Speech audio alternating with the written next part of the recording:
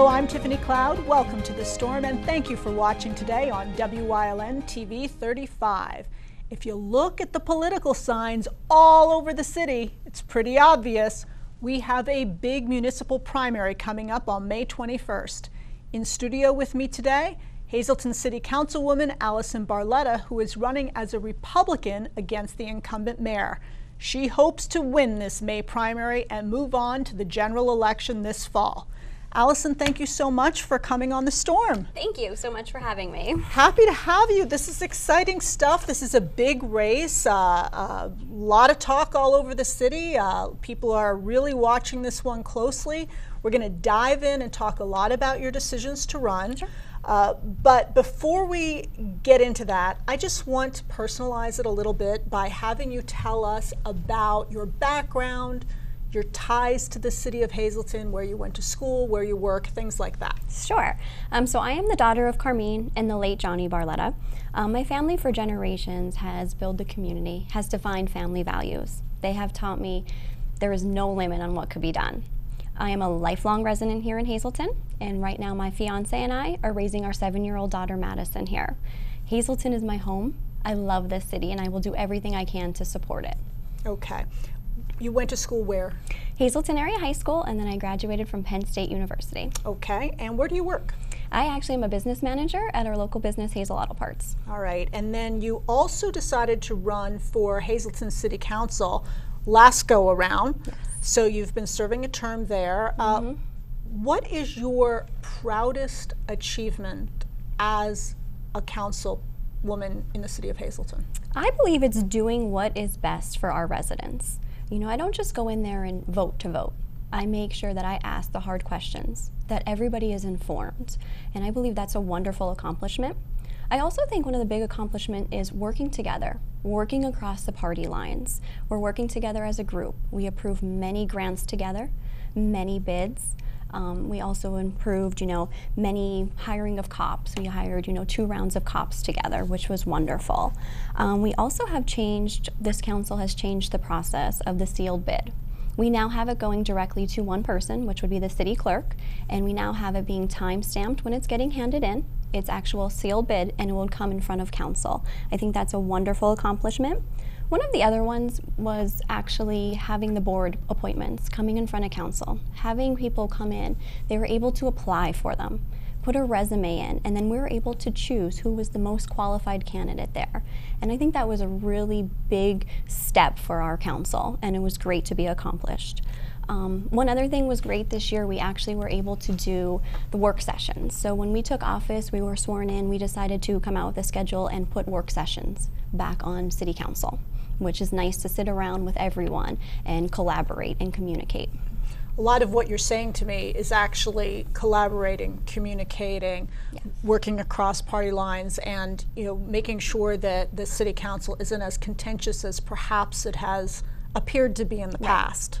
Right. So I'm assuming that if you were elected mayor, that would be one of your big goals. It is. That's absolutely it. Okay. Let's talk about your run for mayor. It's a big decision. What has made you decide, okay, I've been on council now, I want to run and primary the incumbent? Yes, and actually my time on council, it has truly been an eye-opening. Seeing how the city government is being ran, talking to the residents, talking to employees, talking to our dedicated businesses, and I'm seeing that what they need and what they deserve, they're not being heard. And the way of doing things that we have been doing in the city, we need to change that. There needs to be a new way of doing things. Okay, when you say they're not being heard, help me understand, like for Their example. concerns, they're having issues, and that's going unheard. Okay. They're calling, voicing in complaints, and it's going unheard. Okay. I want to dive into those concerns in a little bit. Before I do, though, I'd like to ask a bit about how you're funding your campaign, because you do have on your website that you're not taking contributions. The reasons for that, if you could share with us. Sure. So yes, that is correct. I am not accepting campaign contributions. I decided that this is something that I want to do for the residents of Hazleton. This is something that I want to be their leader. I want to be their mayor. I want to be their voice. And I decided not to take campaign donations because I want to remain transparent. I want to be able, if elected, to go in there be open freely with everyone. Look at all the issues that the Hazleton City is facing and make sure that I'm not influenced by any outside sources. And I think that's very important. So I decided this is what I want to do for the residents. I will fund it on my own. So you're self-funding? Yes. Okay. I want to talk about the city of Hazleton itself, because I've used this expression before when I talk about Hazleton. It's really hard to get blood out of a stone. The city has been strapped for cash.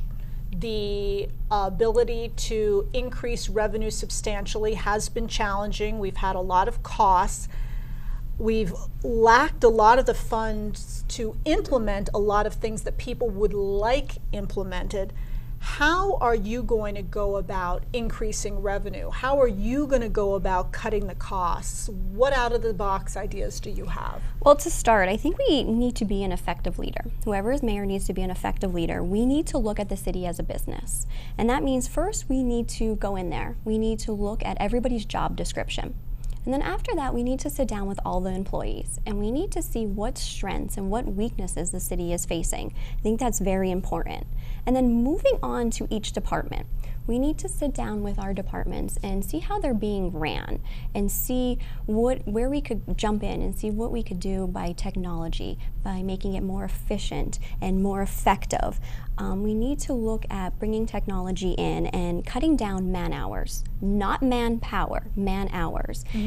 Technology nowadays is wonderful, and bringing that into our department will be able to serve our residents at the highest level doing that. We also need to put policies and procedures in place to be more effective and more efficient. Taking advantage of that technology, for example, doing research. When I decided to run, I said I'm going to look out to other cities to see what they're doing. Having GPSs, having technology in our street department cars, we could see where it's different actually what it is. It would be technology. You put it in the car and you map out all of your streets in Hazleton then. Okay. And then you would drive down and they would tell you the fastest way to plow streets, to street sweep. And that's going to cut back and save us money with technology, bringing that in. Another way will actually be using a lot of the cloud-based technology, for parking. Instead of writing tickets out, it would be a handheld device that our officers or our parking authority would use, and they would be able just to hit by a couple buttons and print out receipts. So that's going to cut back on the manpowers behind the scene in the office. Do you know how long it might take from the time that you pay for those things for us to get our return on those investments? I don't have the exact time on those. Okay. It all depends on how fast we could put them into place and where we could cut back. Same thing, having them in cars like the street department where we could cut back on gas too. I think that's actually going to be a big part. But the main thing is going in there, seeing how the departments are being ran and see how we could be more efficient and more effective. And talking with our employees, another thing, communication and collaboration goes a long way on helping with the community. Okay, so that takes care of cutting costs. What about the idea of generating revenue? Right, so one way to generate revenue, of course, would be cutting back on those costs. That's going to have the revenue sitting there. But having our grants, we need a full-time aggressive grant writer. One employee that's going to be dedicated, and that's all that they're doing, is writing grants. There's millions of dollars out there that are available, and we would be able to achieve all of our projects that we have by getting that grant, helping our communities. Who does that now? Right now we do have their department heads doing that, but I think having someone full-time dedicated along with those dedicated department heads, this will be wonderful for our community. Okay. I've looked over your website in great detail, and one of the things that keeps coming up over and over again are transparency initiatives, and you emphasizing the importance of transparency. Implied in that is that perhaps the current administration isn't so transparent, or some things are being clouded, or some things might be hidden. So I'd like you to share what your concerns are and where specifically you think we need more transparency.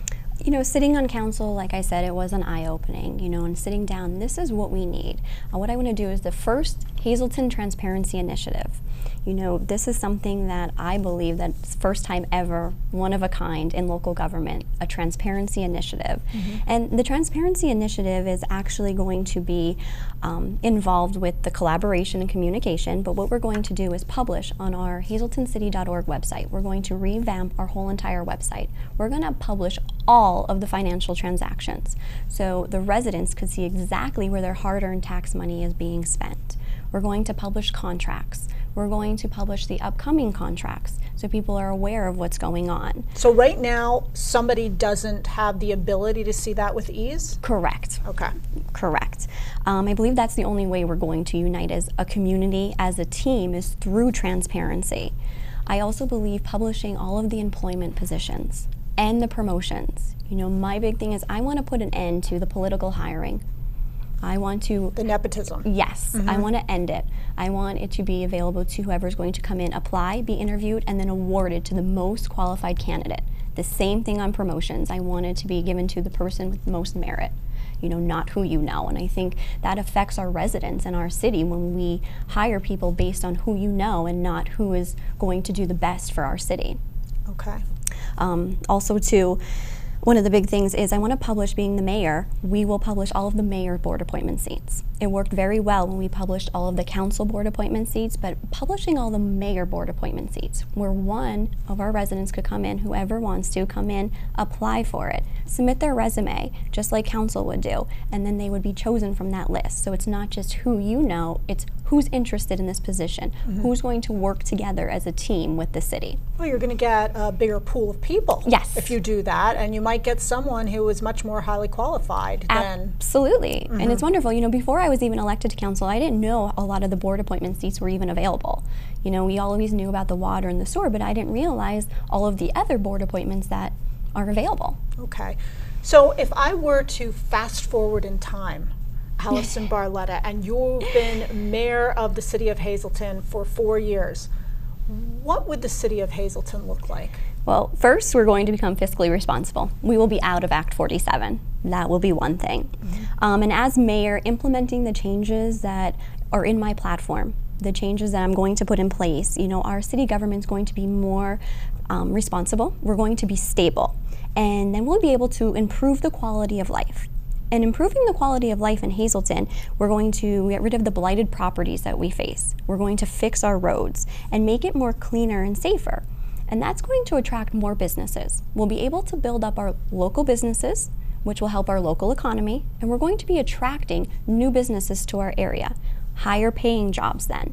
And then we'll be having generations like my age coming here, and they will be able to live here, work here, and raise their family then. Having that opportunity to have a local economy, building that up, making it beautiful, safer, a better place to live and work. Okay, you packed a lot into that, a lot of big stuff. So I have to tackle some of those things individually. Sure. Like, for example, you know, trying to get rid of the blighted properties. How does one go about doing that? The biggest thing is we have to be more on hands and working together with our community development. We need to go after them and make sure that we have the money available to take down these properties, to clean up our streets. It's just an eyesore right now. And how about the streets? I mean, if I hear the word pothole one more time, it's like it's the most popular word in, or unpopular word in the city of Hazleton. You're right. But yet it's a word that we hear all the time. How do we fix the potholes? Please tell me, Allison Barletta, how do we fix the potholes? That's our biggest. I think I hit about 10 of them on the way here. But anyways, what we need to do every year, we need to dedicate a portion of our liquid fuels to maintain our streets. We need to dedicate that every year. Another thing is, again, training our employees, giving them the resources and empowering them to go out and fix our potholes correctly. We need to make sure that, you know, when we cut out our pothole, we clean it out, we patch it, we seal it, and we roll it. So we're fixing those potholes correctly the first time. That's one of the biggest. And again, having that training, we're going to be more efficient and effective and cut back on the man hours, not the manpower. Okay. Going back to something that you said before when you were talking about posting positions, etc., one of the questions I think a lot of people may have is, are you planning to get rid of any of the department heads that are in place right now? to me, I believe that an effective leader would not come in and fire everybody. I believe in the people. I believe in policies and procedures and training, to put the policies and procedures in place and training to hold them accountable. I'm not here to take away anybody's livelihood. I'm here to work with everybody. I'm here to be an effective leader, making sure that all of our departments are funded, that they have the resources and the training that they need to serve our residents at the highest level. I know that it's been said that if I come in that I'm getting rid of departments and that I'm getting rid of department heads, and that is untrue. I would never do that to anybody. I would never take away any livelihood. But after several months, if something isn't operating efficiently, it's something you would Absolutely. certainly look at. That's what it is to be a manager. Right. You know, you're going in there, you're seeing what's working and what's not working, and getting everybody on what the goal is our residents, doing what's best for our residents. Okay. I want to get a bit into crime because, certainly it's always one of the top 2-3 issues of the city of Hazleton. You hear about property taxes, you hear about blighted properties, you hear about crime all the time. The chief of police has has said that if the current mayor is not reelected, he, the chief, may consider no longer being the chief of police. Now, there are some people that have said to me in the community, on one hand, that's just a sign of being loyal to the person that hired you, and loyalty is a wonderful thing. On the other hand, there are people in the community who have said, well, that sounds like putting politics ahead of the safety of the city and its people. Where do you fall out on this, and would you try to work with the current chief? What would you do? Where I stand, I personally reached out to Jerry before I even announced my candidacy for running for mayor. I wanted to let him know what my commitment was and letting him know that I would be interested in working with him. Okay. He also expressed the same concern too. You know, I would love to stay here for our community. I love our community. I love our residents is what he said. And then hearing that, you know, the chief of police, it should not matter who the mayor is. The chief of police is here to fight crime, to keep our officers safe, and keep our residents safe. And it should not matter who is above you. You know, you're not here for a certain politician, you're here for our residents and to fight crime and keep everybody safe. So I'm hoping that we will, that's what we're gonna focus on, is working on for the residents' safety and their dedication. One of the things that the incumbent mayor has expressed is the fact that he's given statistics indicating that crime has lowered in the city. How do you improve upon that, and what ways do you see that we need to do better in fighting crime and fighting the scourge of drugs that's plaguing our community? Well, first, we have an outstanding police department. We have men and women that are dedicated. They have been there many years. One of my things is I want to open the police department window. I want that window to be open. When you enter City Hall, there's going to be a staff member there to answer your call. If you're running in there, you don't have to pick up the phone and dial 911 and wait in fear until somebody comes in. You wouldn't have to wait until an officer is removed from the street to come in and assist you. Having that window open, that's going to help crime, and that's going to help the drugs, because we're going to have our officers on the street, not going back to City Hall and answering those walk-in calls. Okay. Yep. Your infrastructure initiatives, you talked about grants a bit and things you would do, but I want to hear more about ordinances and what you would do on equipment and what you would do as related to vehicles, and importantly, how you're going to pay for all this. No problem. I just actually want to just go back to crime real quick. Okay, sure. One of the big things is, so using that also too, the mass notification system that I will put in place when elected will be able to send text alerts to the city of Hazleton. So everyone will be able to sign up for these alerts, and it will be a free system. Just like the school districts use? Just like it. But they'll be able to actually send in anonymously tips. So they'll be able to send in, say, hey, there's something going on this street, but it would be anonymous. Your name would not be reported, which I think is going to help. Having that collaboration and communication with the city and our residents is going to help fight crime and drugs, and we're going to do this together as a team. One of the other things is fighting the crime and drugs. Recently, it actually just came out. It was a 2013-2017, the National Association of the Chief of Association of Administration. It showed that 63% of applications in law enforcement went down. So it went down 63% of people applying for law enforcement. So I think we really need to invest in the officers that we have now. We need to come up with plans and ideas to keep our officers here and giving those the training and the resources that they need to help our residents fight that. I'm a firm believer in continuing education. I do it all the time. I'm always going back for classes, and I'm going to support all of our departments to do that. Go back and continue getting that education that we need and the training to keep up with the times. You know, times change and we need to keep moving along. Okay, okay. Yep. And one of the things is I know that recently, or certainly in the last year or so, there's been some ESL training for, or excuse me, there's been some Spanish language training for officers, because that is an issue in the city of Hazleton. I mean, half the city is Hispanic, and there's a language barrier for some of the officers. So is that something that you would continue? I think that's a wonderful idea, because I think that's actually going to improve the officer safety too. So going and reaching out even to our community leaders and saying, hey, listen, can you come in and talk with our officers and let's teach them, you know, the basics. So when they go to a traffic stop, if something comes up, they know what's going on. It's going to improve the safety. And I think we need to open up more as a community, and if anyone wants to learn, have the ESL, that would be wonderful. Okay. So now we're going to go to the infrastructure initiatives and talk about how you're going to, besides the grants, et cetera, what you're going to do is related to ordinances and how you're going to help us get equipment and vehicles and the things that we need and how we're going to afford that. Yes. So the first one is, we're going to help our residents. We're not going to fine them with the ordinance violations. And what I mean by that is we have a lot of residents that cannot afford to maintain their homes. So what we need to do is work with the community development. We need to bring back the low interest loans like they used to have and offer them to the residents. We need to put a list of organizations together that would be able to help our residents improve their houses. So that's going to improve our quality of life, helping them help our city. We also need to enforce the ordinances, though, that we have on the books, but we need to do it in a fair and equal way. That's very important. We can't just be picking and choosing. We need to be going through the town and enforce them fairly and equally. All right. You have another idea on your website about a community appreciation group, which is really kind of like a community service effort. Very interesting idea. Why don't you tell us about it? Because it would be nice to see some of these things that you're proposing happen. Yes, and they absolutely will happen. That is a guarantee.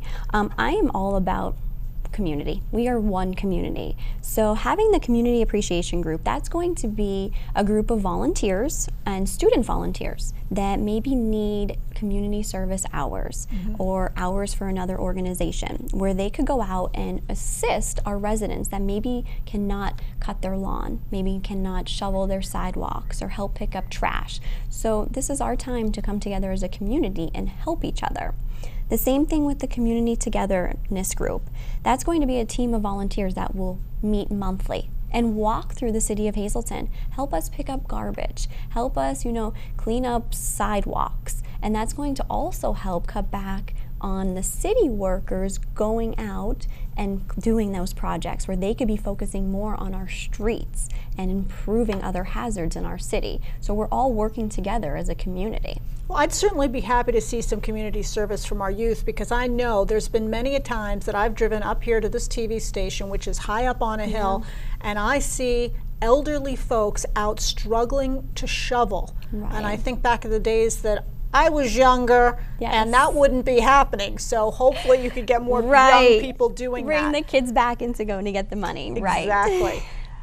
I know you want to try to run as positive of a campaign as you can. And so I'm asking you that question with that caveat in mind. If you were to compare your leadership style head to head versus the incumbent mayor, how would you say your leadership styles differ? Well, I believe in being a team leader, not dictating to our employees. I have the ability to inspire. I have a clear vision. I have values. I also have the ability to work well with others. I work alongside them. I work with them. We work together. It's not I. Even though the mayor is chief executive under our form of government since 1988, that does not mean that we cannot collaborate and communicate with council, employees, residents to make informed decisions. This is how we're going to improve our city, is working together and sitting down, collaborating, listening to everybody, and coming up with solutions to move our city forward. I always believe, a great business, it thrives when the workforce morale is very high. So, I will make sure that every employee working under my administration feels like they have a boss that supports them, that appreciates the work that they do. I will not run the city. I will not fix all the problems by myself, because this is going to be one team. We're going to be in collaboration, talking and in communication, moving our city forward, focusing on what is best for our residents. I also believe that we need to treat our employees and our residents with dignity and respect. And I believe that's going to go a long way. When you do that, they're going to be happier and they're going to want to give more to our city, which, again, our city residents benefit from that. Okay.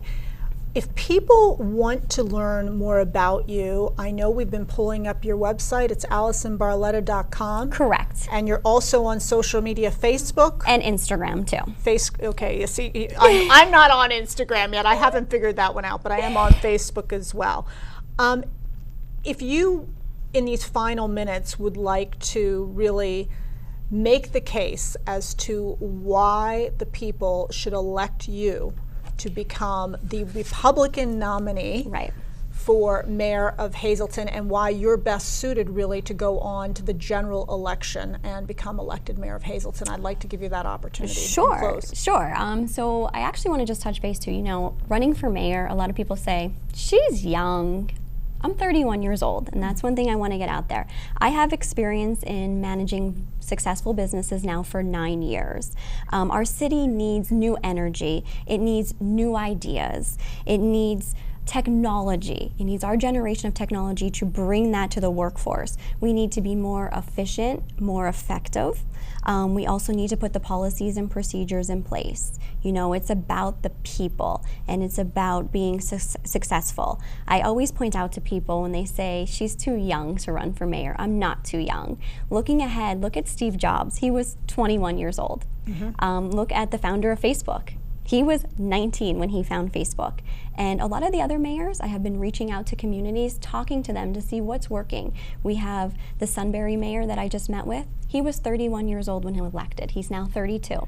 The city is turning around. The same thing the McAdoo mayor. We sit down, we're different areas, but we sit down and talk together and come up with solutions on how we can work together and how we can move our cities forward. Well, I commend you very much for running for mayor. First of all, I thank you for serving the city already on council. I commend you very much for running for mayor. Hazleton is a city that has a rich, beautiful history with amazing people. It is a diverse city. It had a great heyday, but I like to think always that its best days are ahead. And I really admire anyone who is willing to run for office and certainly take a leadership role in advancing the vision of the city and the future of the city. So thank you for doing that, and thank you for coming on The Storm. Thank you for having me. Happy to have you. And remember, folks, when you look around and you don't like what you see, don't complain about it. You can vote. Vote on May 21st in the primary. Pleasure having you, Allison Barletta, for mayor, and thank you for watching.